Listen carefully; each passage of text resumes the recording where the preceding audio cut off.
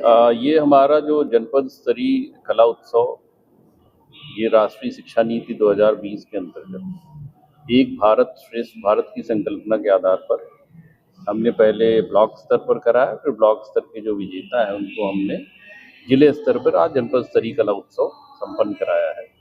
और यहाँ के जो विजेता होंगे वो राज्य स्तर पर जाएंगे, राष्ट्रीय स्तर पर। तो हमारा ये उद्देश्य है कि हमारे नैनीताल के बच्चे राज्य स्तर और राष्ट्रीय स्तर पर विजेता बने। इसमें करीब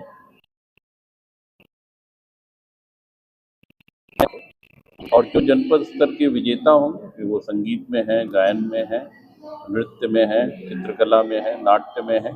तो इन सब और इसका मुख्य उद्देश्य है कि जो हमारी अपनी उत्तराखंड की जो कला और संस्कृति उसका, जैसा कि उसको एक धरोहर के रूप में जो हमारी संस्कृति है उसको हम देश दुनिया तक पहुंचाएं और उन बच्चों में वो संस्कार डालें कि वो अपनी भाषा को, अपनी कला को, अपनी संस्कृति को बचाए रखें और एक जागरूकता समाज में फैलाएं, जिससे कि ये कार्य हम आगे बढ़ाते हैं।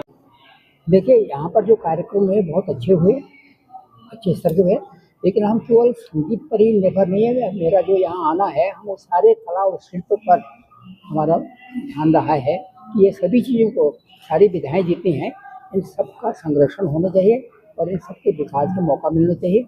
और नई पीढ़ी वालों को ये अपनी धरोहर के प्रति जागृत करें।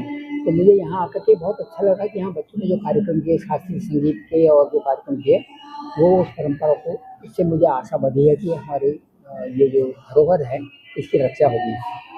सरकार को भी कहीं ना कहीं इसमें आगे आने की जरूरत है, तभी जाकर के बच्चे आगे बढ़ सकेंगे और हमारी जो धरोहर है वो बच सकेंगे। अब यह ना, सरकार तो निराकार है, उसका मतलब हम कहते तो जरूर है, लेकिन सरकार में किसी व्यक्तिगत की जिम्मेदारी नहीं होती है।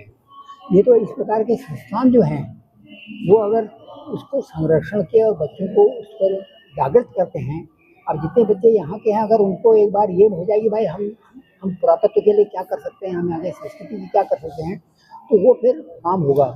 सरकार तो इतना है कि सरकार वो अपना नीला साइन बोर्ड कई बार लगा देती है, आर्कियोलॉजी और सर्वे के आप यहाँ नहीं कर सकते, लेकिन सकारात्मक बहुत कम होता है।